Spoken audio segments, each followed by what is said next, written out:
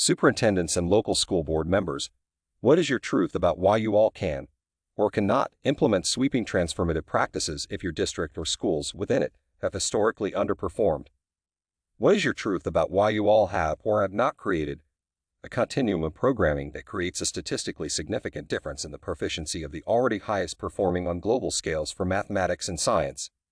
Is there a way to accelerate the highest achieving and lowest performing by traditional standards through reciprocal exchange? Is there a trend with the categories identified in your district and school improvement or performance plans regarding root cause analysis? How does your district measure equity?